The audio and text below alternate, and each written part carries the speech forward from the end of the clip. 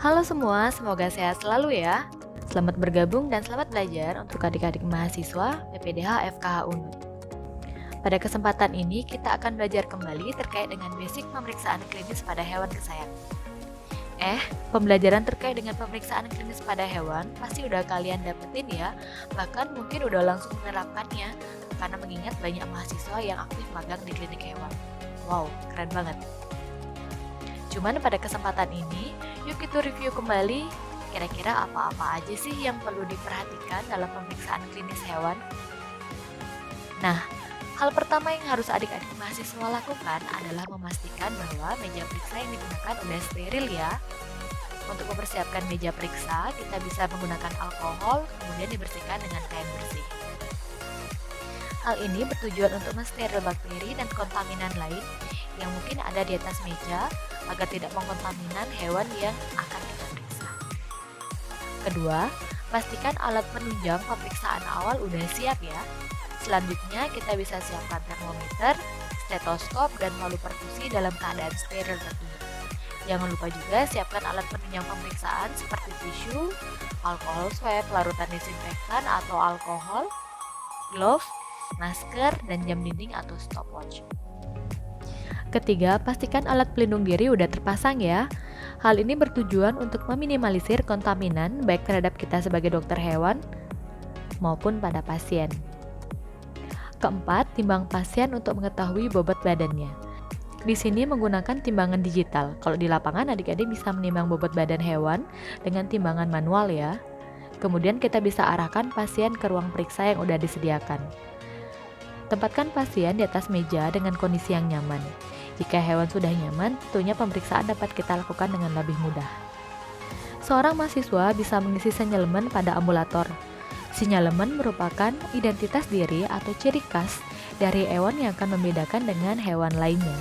Sinyalemen meliputi data terkait nama hewan, jenis hewan, bangsa atau ras, jenis kelamin, umur, warna kulit dan rambut, bobot badan, serta ciri khusus yang dimiliki oleh hewan tersebut. Pada kesempatan ini, jangan lupa juga tanyakan terkait dengan status vaksinasi dan pemberian obat cacing terakhir pada hewan tersebut ya. Selanjutnya, tanyakan anamnesis. Anamnesis merupakan riwayat atau keluhan dari pemilik hewan terkait dengan kondisi hewannya. Pemeriksaan awal kita mulai dengan memperhatikan status present dari pasien yang akan diperiksa. Status present meliputi konfirmasi terhadap suhu tubuh ragawi, denyut jantung, frekuensi nafas, dan denyut nadi pada pasien. Pada pemeriksaan ini, kita perlu menerapkan restrain dada atau restrain berdiri. Untuk konfirmasi suhu tubuh ragawi, kita bisa menggunakan termometer digital ataupun termometer air raksa steril. Untuk pemeriksaan denyut jantung, langkah pertama yang perlu kita lakukan adalah menyiapkan stetoskop dan kemudian memastikan letak jantung dari hewan tersebut. Kita bisa menekuk sisi kiri ekstremitas kranial dan kemudian meletakkannya pada tubuh kucing.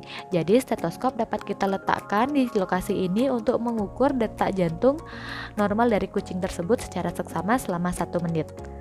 Masih dengan menggunakan stetoskop, kita lanjutkan dengan pemeriksaan frekuensi nafas. Stetoskop diletakkan pada bagian dada kucing, kemudian hitung dengan seksama selama 1 menit. Pada pemeriksaan jantung dan nafas ini, kita harus pastikan agar hewan tidak mengalami panting atau dalam keadaan terengah-engah. Setelah itu, kita bisa lanjutkan dengan pemeriksaan klinis sistem organ.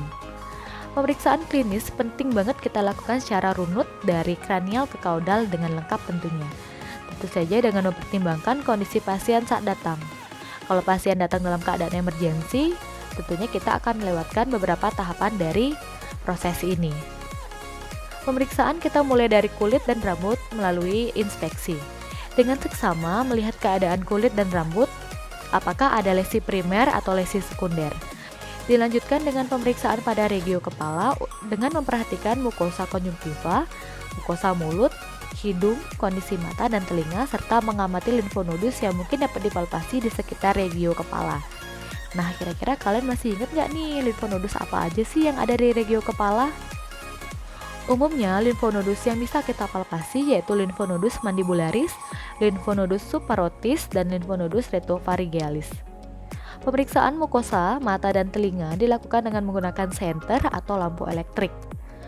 Pemeriksaan pada mata dilakukan dengan membandingkan orbita kiri dan kanan untuk melihat kemungkinan apakah terjadi pembengkakan, adanya kotoran mata yang berlebih, dan untuk mengevaluasi respon pupil.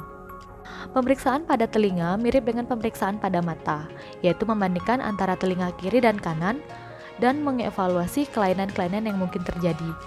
Kemudian dilanjutkan dengan palpasi pada bagian laring dan trakea untuk mengevaluasi apakah ada pembengkakan atau adanya benda asing.